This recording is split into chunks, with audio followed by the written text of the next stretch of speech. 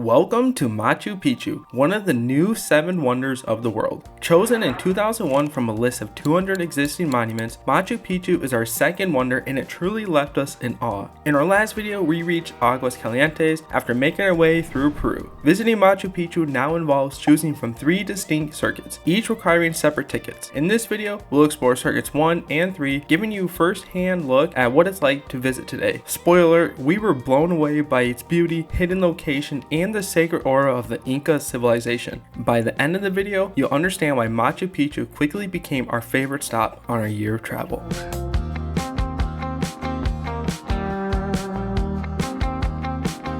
And we are headed to Machu Picchu. Now, there is a bus that can take you to the top of Machu Picchu, but it costs more money. And, you know, we like a good hike in the morning. There's the bus.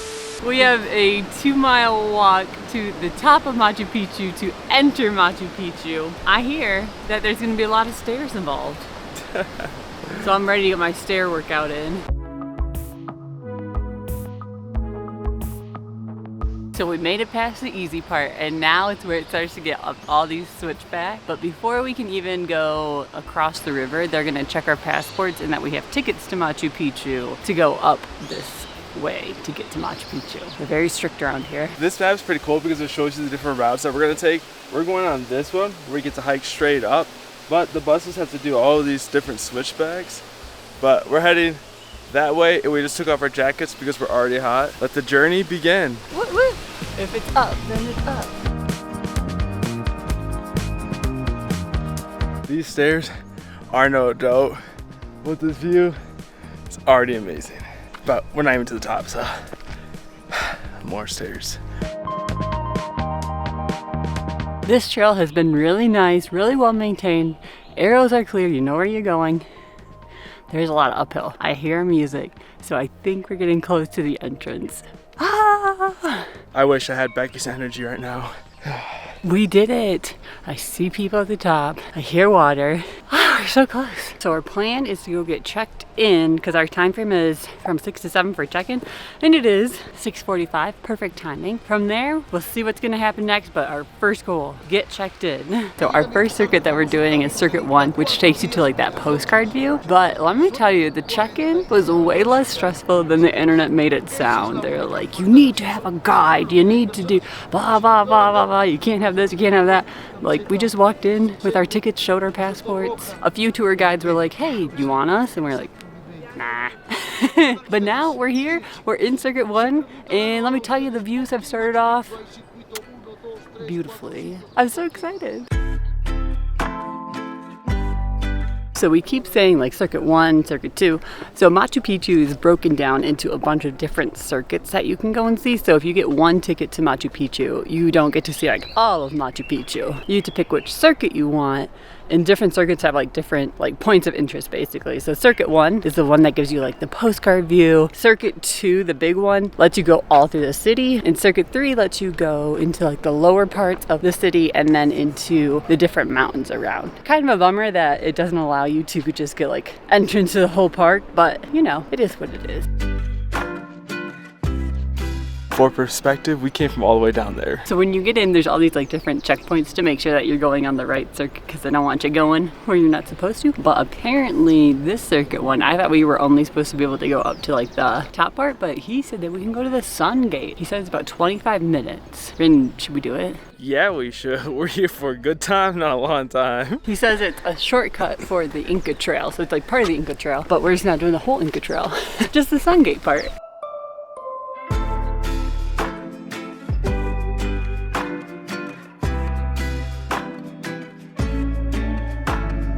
I'm loving the surprise hike. There's a lot of groups coming down that have been doing like the Inca Trail. So other than that, there's not like too many people on it. So you'll pass some big group. Then you get this awesome view of Machu Picchu from over here, which is just really cool.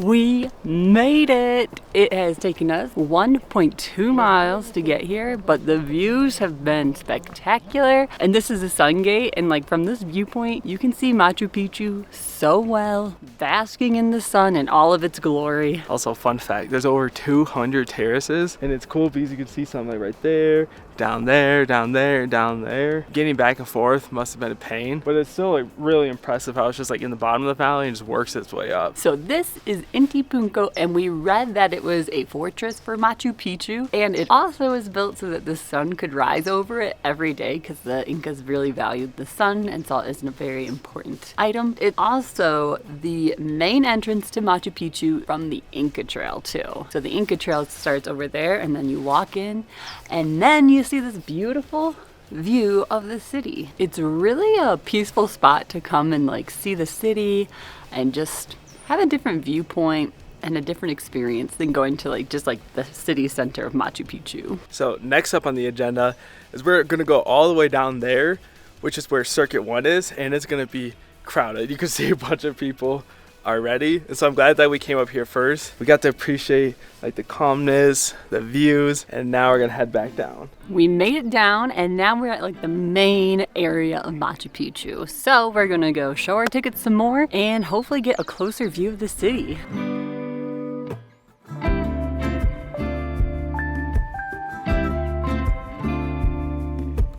So the Circuit 1 is like a one-way path that everyone follows down, and then you get to see the backside of the city. This is awesome, and it makes me a little bummed that we don't have Circuit 2 because people down there are the ones who have Circuit 2, but we don't have those tickets. We get to enjoy it from up here, so if you do come here, definitely plan and look at the different circuits on what you want to do. We just wanted to see like a good view of Machu Picchu. You really can't go wrong.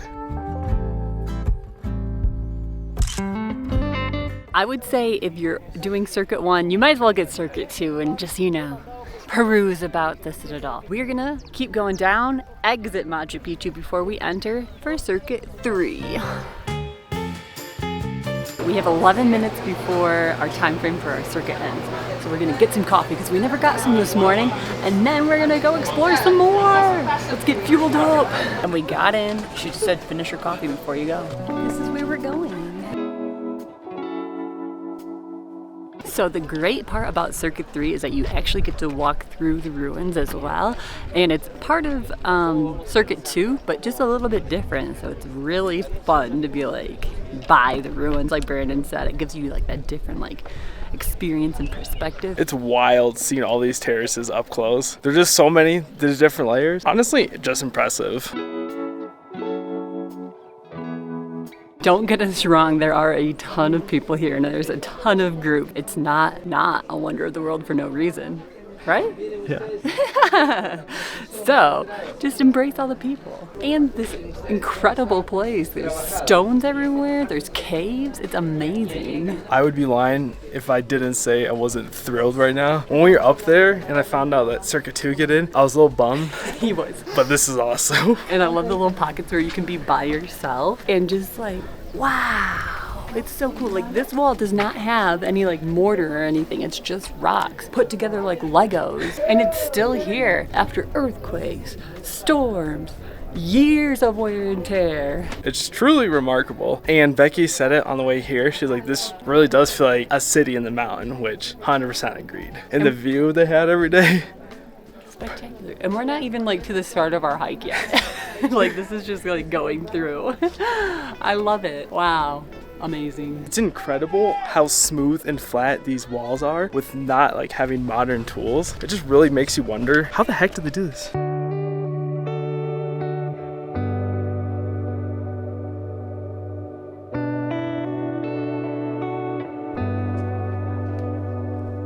I don't think this place will ever get old. Like there's just so many different nooks and crannies and views. And now I see llamas. What a great experience. All right, update everybody. We were running late And so the time on our ticket was 9 to 10. That's not to get into Machu Picchu. That's to get to this checkpoint, and it's currently 10:47. So he said that we cannot go on the Great Cavern hike. He did say we could go up Huchu Picchu, which is actually the mountain that I wanted to go up the most, but we couldn't get a ticket for it. So I guess that's a silver lining. And we'll just have to come back to Machu Picchu and be on time to go on the other hike. I'm still excited for this one. This is like one of the ones that I think a lot of people try to go for. And usually you can't get it during high time or high season unless you plan ahead. But me and Brandon are really last minute planners, so we could not get tickets. And we were gonna try to get tickets for this one yesterday in the city, but we were like, we don't wanna pay for it. So now we just get a shorter hike and we get this view and we'll just have to come back for the other one. Sounds like a win to me. Win, win, win. Let's go.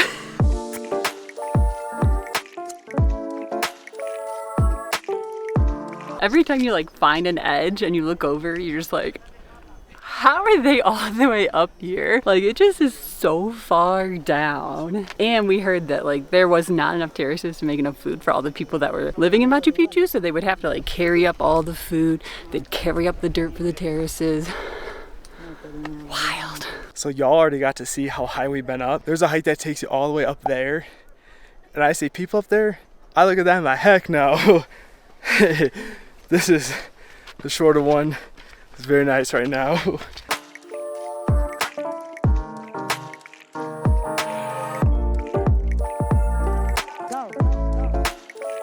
We made it to the top and there's butterflies everywhere. There's a beautiful view of Machu Picchu, but it's like completely different from the view that you get from Circuit 1. And I don't think we could have asked for a more beautiful day to explore Machu Picchu. It's just been a great day with lots of fun. That lookout was a 10 out of 10. It gave you the most perfect panoramic view throughout the whole like 360 and of Machu Picchu from a different angle. It was just amazing. That is true. I didn't think about that when you said panorama a few times, but like now it's like sunk in. Like you can see all around. There's not a ton of people on the trail. When we were the first ones up, we were there by ourselves for a few minutes, and then like 2 groups of 2 came. Like when we left, I think there's maybe about like 8 or 10 people there, but even on our way back down, there's just like not a ton of people, which I really enjoy. Yeah, especially you can see the masses, which is great. It's a wonder for a reason, but there's just something special about having like a few little moments to yourself, and I like those. Me too. I'd recommend this one. Oh, 100%. Especially since you get to like go through the Inca ruins, which we're about to do again.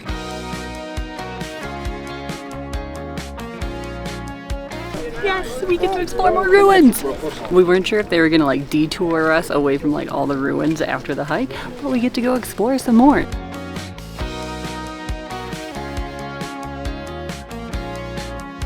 Wow, what a wonder. Something that makes Machu Picchu so interesting is that there was a bunch of theories about what Machu Picchu was before they came to the consensus that it was a retreat for one of the empires and also used for like religious purposes. So they said it was possibly a woman's retreat. They thought it was a prison. They thought it was a space for the coronation of kings.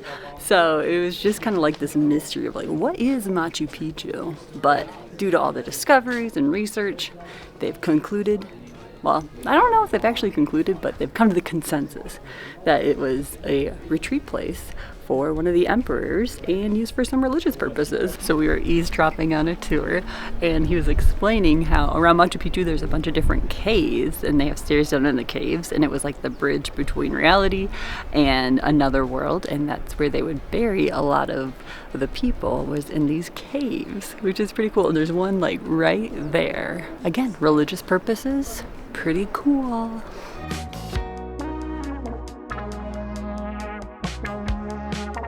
This is the temple of the Condor, and you can see how like the Incas used these boulders that were already there to form the wings, and then on the ground they made a spot where like the beak is and where the head of the condor would be, and they think that the beak area is where they would make sacrifices to their gods.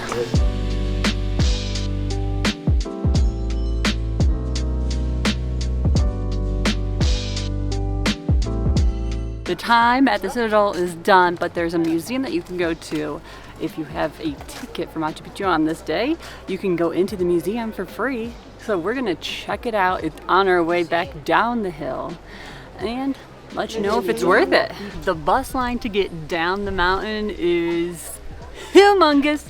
So we're gonna be hiking down the mountain again. So it's time to go down, down, down. Now we're at a museum that I do not know exactly what it's about in there, but we can go in for free, so we're gonna check it out and maybe tell you some facts when we're done. That was a really nice museum that had kind of like the history of the discovery, and it had a really cool timeline of like discovering it, excavating it, and they had so many fun artifacts. Yeah, they have a lot of different tools, like their hammers were different stones, how they build the different roofs on each building, and it's more than just straw, which I just found out. And a really cool thing for me was seeing like the photo taken in 1912, because it almost looks identical today, except today's colored and the photo's in black and white. But it's just wild because that was over 100 years ago, and it still has all the structural integrity. The museum talked about how like different rocks would have like carvings in them so they could be strengthened for construction elements, and also the trapezoid and wall was another construction technique, so the wall had more strength. And I just didn't know any of this walking through Machu Picchu. I was just like, oh, me blindly like naive, like, oh, this is cool, like that's awesome, look how smooth this rock is. But it was all intentional and it's just impressive. Since we're already here, let's go to Butterfly Garden. Way better than expected. I did not know that we were gonna get like a tour of their research, and we got to see the like butterfly maternity room, which was so cool. On the tour, we were just in the reproductive room, and he was like, yeah, look at this, there's a screen with a microscope already live, and he just showed us eggs, and then he like swapped it out for something else, and there's live caterpillars just on the screen. It was super neat, and I don't even think I've seen butterflies like this big before. They're honestly massive, and I feel like all of I seen was like a full blue one, a full yellow one, and like the tiger one. Yeah. But we got some new ones today. It's just awesome. Like the neon caterpillar that was in there, I was like, what? No way. Some of them were so big. And then the final stop is like this butterfly garden where there's a bunch of butterflies. You can see eggs on the leaves, and you just get to wander around and look at butterflies. It's honestly a lot more fun than I was thinking it was gonna be. And now I'm on a mission to find like one of like the bright, beautiful blue ones, if they even have those here. I think they do. I think the brown ones that we saw are the bright blue ones, but when they close their wings, it looks brown. When they open it, like, oh, see, you can kind of tell. Oh, wow. I see. Wow, who knew? He even showed us one that he said that you can see like the snake on it, because predators don't like snakes, and it's just interesting. But basically they're doing this research because like 30 years ago there was a ton of butterflies in this area. Then like maybe because of tourism and whatnot, there's been a lot more pollution. There's been, you know, the trains and the buses, and so a lot of like the population of the butterflies has decreased. So their goal is to grow more and more and more butterflies and do more and more research on them, so they can take all my money. I love me some butterflies. It's kind of wild how you can see 1, 2, 3, and then a cocoon in the distance. Like, what? Where am I right now?